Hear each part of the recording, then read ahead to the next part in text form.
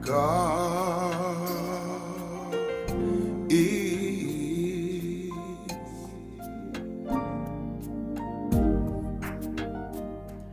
my protection.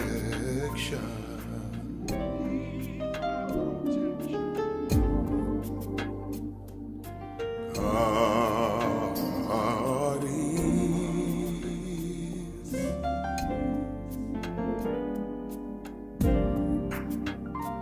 my all and all.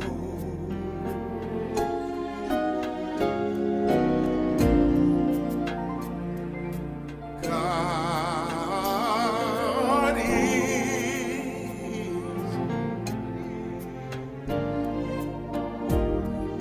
my joy in the time of sorrow. Oh,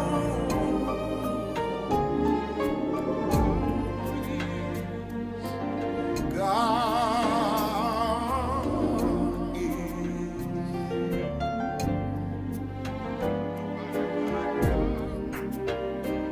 my all and all.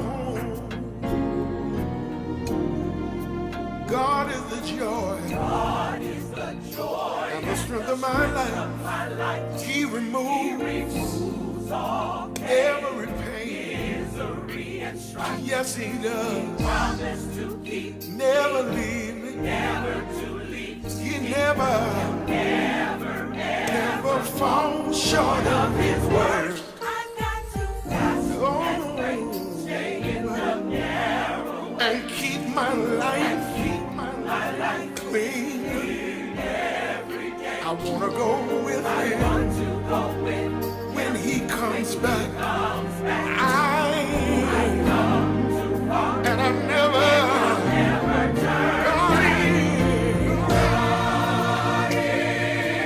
I want somebody to know that God is.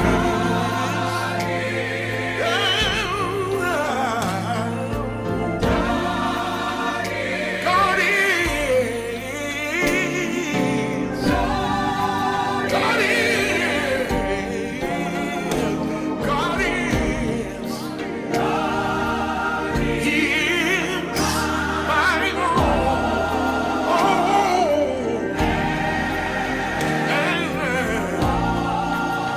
my all in all, my all in all, my all in all. God is the joy and the strength of my life. He removes All pain, misery. and strife. He promised to keep me. Promise to keep, Never, never to leave. he never ever come short of his word.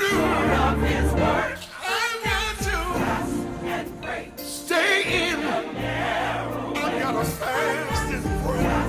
and pray. Stay in the narrow way. I've got to fast and pray. Stay in. Narrow way, Keep my life my life clean. every day. I want to go with him Want to go with when he comes back. he comes back.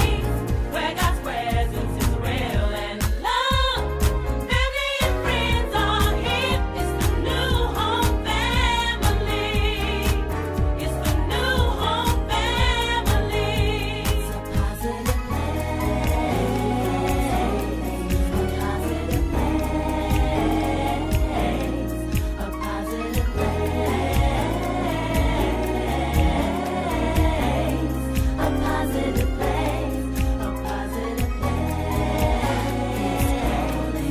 positive place, a positive place, a positive place. It's the new home family. It's the new home family. It's the new home family. Yes, it is. Yes, it is. It's the new home family. Welcome to the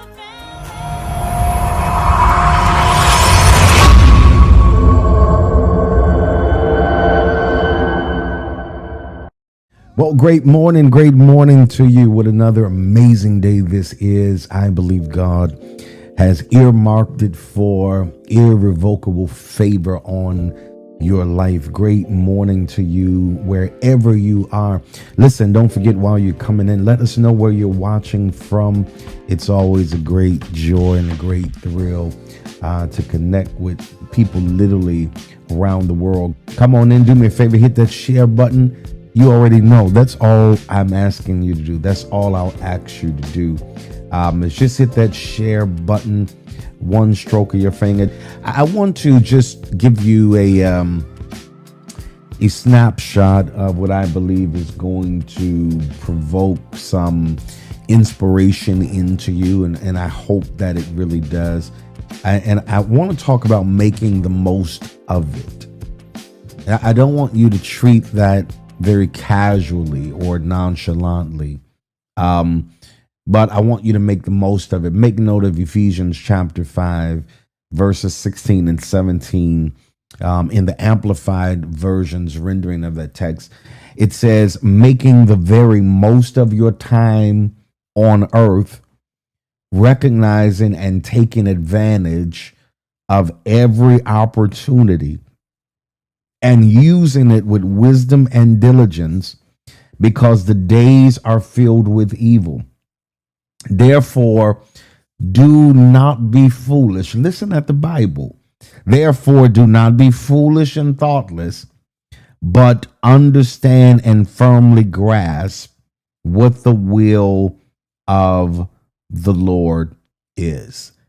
Do not waste your time on earth. Take advantage of every opportunity, using it with wisdom and diligence.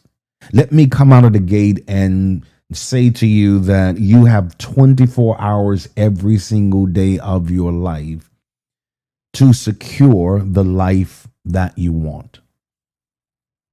And even at the dawning of this day, at the inception of this day, the time that we're in now, the question that you have to pose to yourself is, what have you done thus far, tangibly or at least concept-wise today, that will put your life in a better position tomorrow? Psalm 90 and 12 admonishes us. It says, so teach us to number our days, that we may apply our hearts unto wisdom. One of the greatest assets is, without question, time. And as you get older, that starts to embellish. It starts to embellish in your mind that your greatest asset is time. Yet most people do not take full advantage of it. In fact, when we see how most people use it, they're actually abusing it. To be so casual and nonchalant and keep putting off and keep shelving dreams, goals, ideas, ambitions, keep ditching your dream or your dream job opportunities, or building the dream house. We somehow are fumbling the times and the opportunities that we are presented. And most seem to be under the impression that they have a limitless supply of it, time that is. And consequently, they recklessly squander it without remorse. They waste it assuming that they will have more of it tomorrow. And because they are under this erroneous assumption, most feel justified in their very careless and carefree, aimless approach to life. And consequently, you see most people simply meandering through life doing nothing meaningful. Nothing because, and it's not because you're not gifted or talented or special, but simply because you have mastered and have become so incredibly proficient at procrastinating. Procrastinating, I love this definition. Procrastination is the arrogant assumption that God will give you another opportunity to do in the future what he has graced and gifted you to do right now. A lot of people, I won't even say you, but maybe you. A lot of people struggle with acting upon things that are necessary in a timely manner because they are somehow convinced that the time is not right or ideal to take certain actions or to make certain moves or to start some things. How many times can we tell ourselves, the time is just not right yet, or I'm not ready yet, before it's actually too late to grab the opportunity? Ecclesiastes chapter 11, verse number 4. I want you to make note of that. He says, "He who observes the wind will not sow, and he who regards the clouds will not reap." Now, this is what I really want you to grasp and think about. Waiting on the opportune time can cause you to miss the opportunity. Let me rewind that and give you that back again. Waiting on the opportune time for everything to look perfect for you, to feel just right. It looks like everything is perfectly, symmetrically organized for you to be successful and to have a phenomenal outcome. Waiting on the opportune time can actually cause you to miss the opportunity. Please hear me and take this from wisdom. Life can be so fast paced and time often slips by without us barely noticing. That's what happens when you're 30 already and you say, "Oh my God, what happened? I was just 20." That's what happens when you're 50 and say, "Man, it just looked like I had my 30th birthday." And you say, "Wow, I don't know where the time went.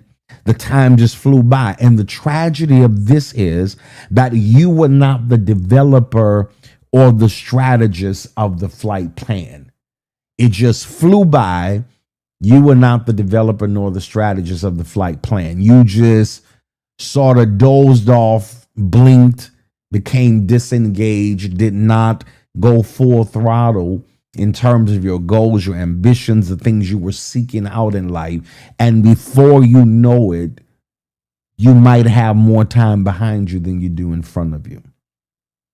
Franklin Field said something that has always captivated me for years and years and years now, that the great dividing line between success and failure can be expressed in 5 words. Here they are.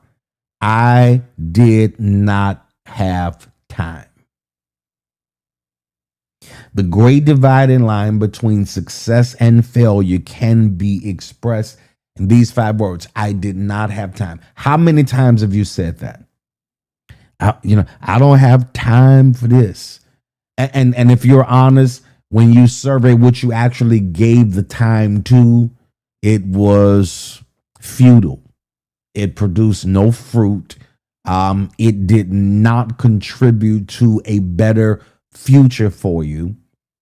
And you keep saying, I don't have time.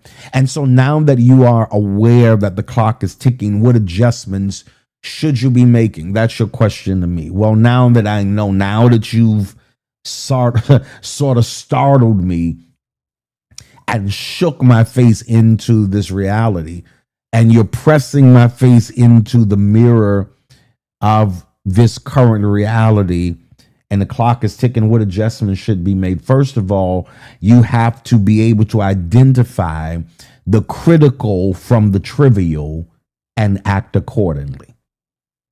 That's your first assignment. Now that you know the clock is ticking, And I don't know about you, but the older I get, the louder the ticking sounds.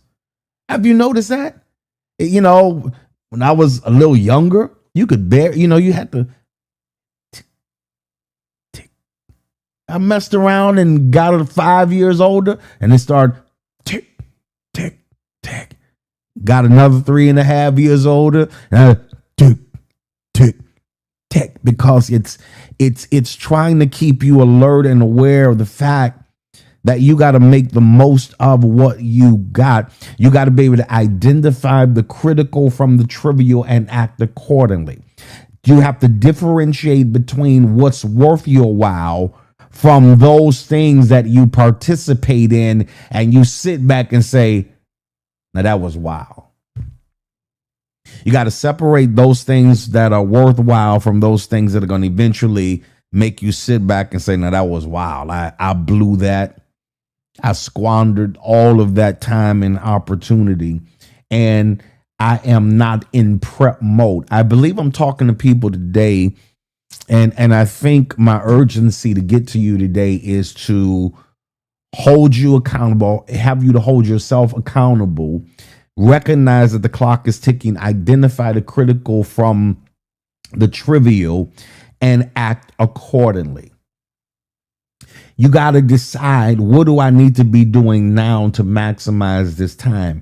Abraham Lincoln said on one occasion, he said, give me 6 hours to chop down a tree, and I will spend the first 4 hours sharpening the axe. Because I got to make the most of my time. I don't want to, if I only got 6 hours, I don't want to spend it just hitting aimlessly, trying to accomplish something. But he says, I'm going to spend the first 4 hours sharpening the axe before I cut it down. Let me ask you a question. What do you plan on doing with the remainder of these 24 hours that's already in progress? Oh, yes, this is a very real question for you today. What are you planning on doing? Wait a minute. Have you not planned anything for it yet? If I got 6 hours, my plan is to sharpen the axe for 4 hours and then use the remaining 2 to cut. What are your plans with the remainder of the time that you have left? What are you doing? What are you strategically planning to do with the next phase of your life? Yes, I can't just spend time meandering, crying over the non-productivity of the previous seasons or the previous chapter. Hopefully you have gleaned the lessons necessary so that you position yourself to give a better go of it again this time. So what are you going to do? John Wooden, one of the most prolific coaches, said, if you don't have time to do it right, when will you have time to do it over? I'm talking to somebody in this room today. If you don't have time to do it right, when are you going to have time to do it over? So number one, we gotta differentiate between the trivial and the critical, and we have to act accordingly. Number two, you have to demonstrate your loyalty to your future by what demands on your time get consideration. Don't feel under any obligation to be available and accessible to anybody who does not, first of all, respect your time, are reciprocal with their time, and are mutually beneficial. I'll give you that again. That's my private stash stuff. I usually don't put that out there, but me and y'all are cool like that. So I'll give you that. You demonstrate your loyalty to your future by what demands on your time get consideration. So don't ever feel obligated to be available, accessible, to overextend yourself, to go out of your way for anybody who, first of all, does not respect your time. You got to have people that call you, say, hey, look, I know you on schedule. You're doing this. I know you got to go. I know you're somewhere else, but let me just borrow 30 seconds. I need to ask you this, right? So you got to have people who respect your time. Number two, you got to have people who are reciprocal with their time, right? Don't come and suck up 4 hours of my time. And then when I need a minute of your time, you treat me as an inconvenience because somehow you deem your life, your goals, whatever you're going after, to be more of a worthy cause than mine are. So you demonstrate your loyalty to your future by what demands on your time get consideration. Just because folk want my time don't mean I'm obligated to give it to them. What if today you treated how you spent your time like you treated how you spend your money? Haven't you ever heard anybody ask you, hey, what's up? Hey, how did you spend your weekend? Oh, I did this, I did this, I did that, I did this, I did this. All right.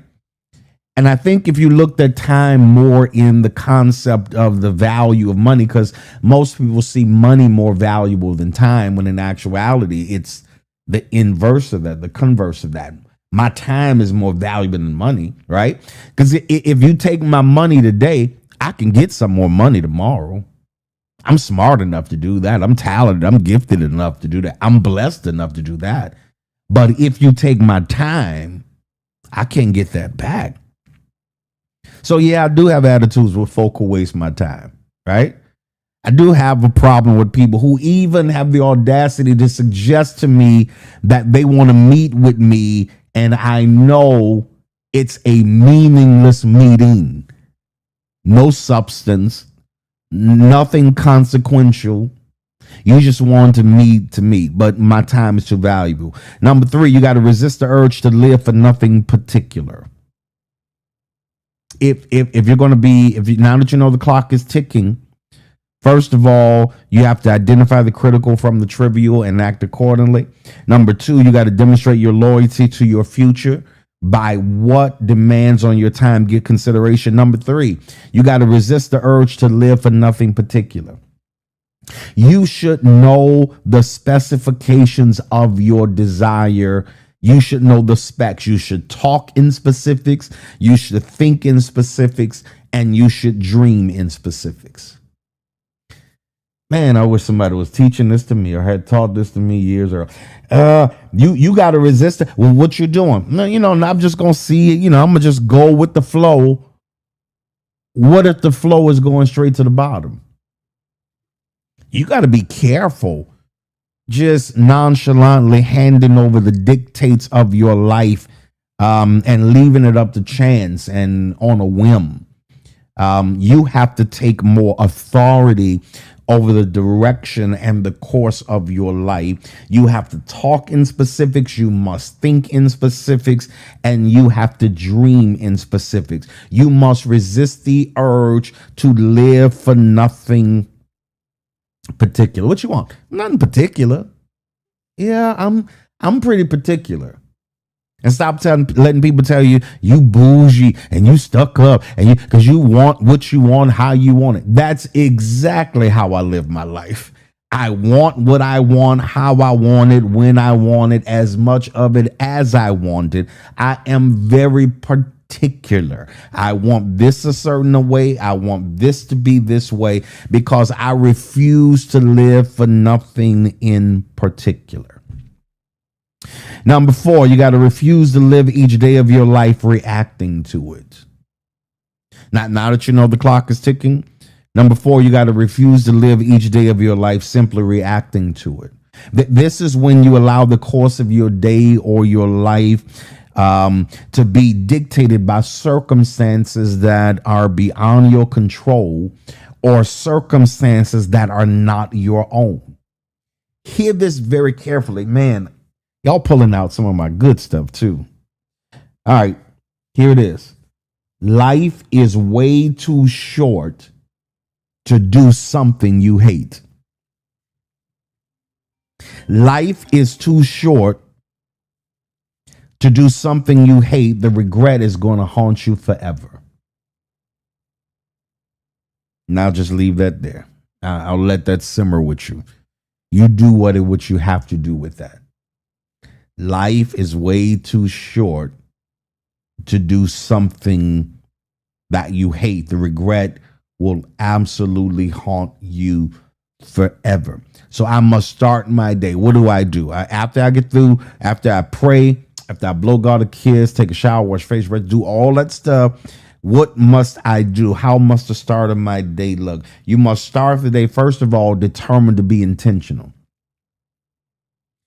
This means you have to have a set of meaningful objectives to complete each day that ensures that you are maximizing your time. The more intentional you are, the closer you are to your ideal state in life. Intend to do something every day that chips away at your goals, your ambitions, and your aspirations. You got to start the day. You got to be determined to be intentional. Number two, this is how I start today. Number two, I've got to be determined to improve.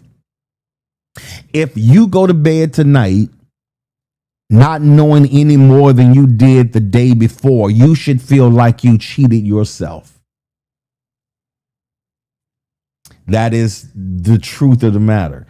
If you go to bed tonight and you don't know, I mean, you've watched this today, so you should know something more today than you did yesterday.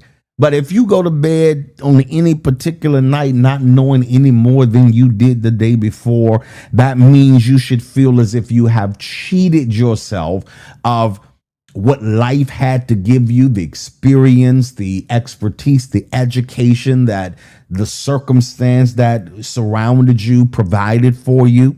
So you got to get up every day. You got to start your day. Number one, determined to be intentional. Number two, you have to be determined to improve.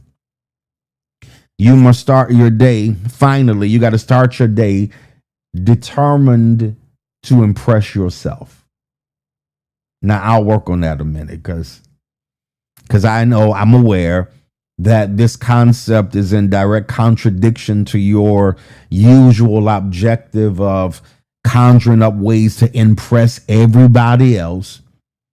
But there is something really emotionally healthy when you see yourself in high enough regard to consider you worthy of being impressed.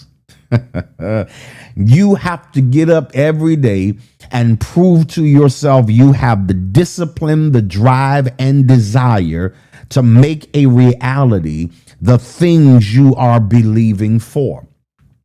Because often there will be no one to challenge you, to push you harder, or to go further or surpass your level of greatness than you. And so you had better determine, I'm getting up this day. I mean, it's the day the Lord has made. He's given me the activity of my limbs, soundness of mind, clearness of vision. And so I'm going to get up. I'm going to be determined to be intentional. I'm going to be determined to improve. And I'm going to be determined to impress myself. I like you, but I ain't going to spend all my life trying to impress you.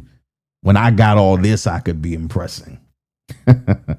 Impress yourself. That's my word for you today. I want you to make the most of it. I don't care. I don't care what the circumstances looking like now. You by the grace of God, you still got time on the clock, and you should be very diligent and very intentional about how you are using it. Let me pray with you today. Father, I thank you for every person that has heard this word this day, every individual. My objective from my instruction from you is today they should be thinking absolutely about the next move, the next step, the next stage, the next sequence, the next seasons of their lives. Teach us to number our days so that we can apply our heart to wisdom. So, Father, I speak over the life of every person on this day. I want them to capitalize on what you have predetermined to be a reality for them in their life. The clock is ticking. If you hear nothing else that I told you, by the time you go through your day today, I want you to hear the loudness of the tick. Don't you let the clock tick out before you have done everything you were supposed to do on this planet. The Father, give them the strength, the wisdom, the insight, and the supernatural instruction they need to carry out and to carry through on those things you have spoken to them. In Jesus' mighty name we pray. Amen and amen. You ought to praise the Lord wherever you are on this day. I hope you can sense the glory of the Lord already. Listen, let's get ready to put some seed in the ground. This ground is sacred. This ground is harvest producing. This seed is going to be a seed that sustains your life, your children's life, your family's life. I believe it. I know it. I've preached it all of my life. You can be God's giving no matter how hard you try. You just cannot do it.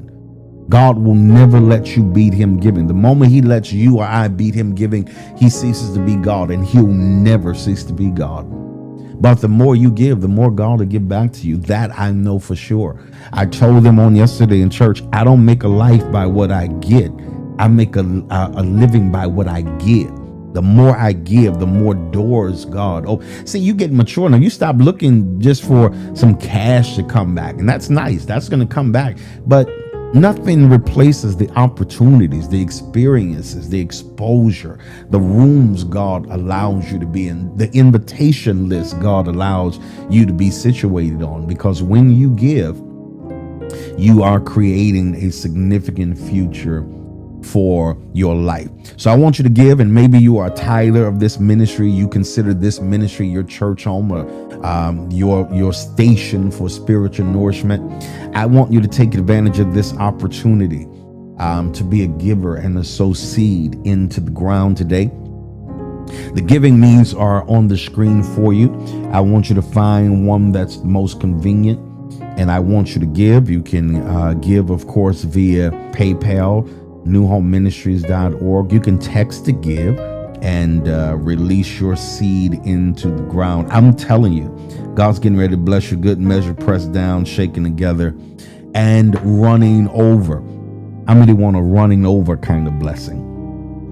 Kind of blessing that it's hard to contain, that God will absolutely give you, and that God will absolutely bless you with it. Or maybe you want to mail your seed in. You can send it to 1605 Robert C. Blake Sr. Drive, right here in the beautiful city of New Orleans. Get you a stamp, a money order, cashier's check, or check, and send it in to us today.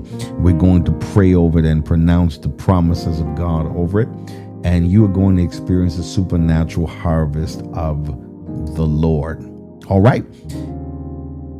God is a great God. We are excited about your future today. I am so very, very excited about your future today. It's not too early to make your weekend worship plans as well. You know how I say it all the time. Find you a new home anywhere and get there. Uptown, make sure you're there. As a matter of fact, Uptown, of course, this Sunday, 8 a.m. service and 10:30 service. So you have those options. You can either go to 8 o'clock or 10:30, or you can go to both of them. This Sunday, do that. 9 a.m. East New Orleans. You can join us at 9 a.m. Of course, Hammond, Louisiana, our Hammond campus at 10:30. Our Baton Rouge campus at 8 a.m. Our Houston, Texas campus, H-Town, at 11 a.m. Our Jackson, Mississippi campus at 1:30. Of course, you can go to the website or anything on social media that says New Home, and you can get all of that information there. Don't forget, listen, if you're not following me on my social media platforms, what's up with that? Just go to Henry Bolden everywhere. Facebook, Instagram, TikTok, YouTube, all of those amazing things, and connect with me. Well, I want you to go out there and win today. In the words of our bishop, you already know what I have to say to you. Go get it. Go get it, child of God, because it is absolutely, positively yours, my friend. I'll see you next time. Blessings and favor.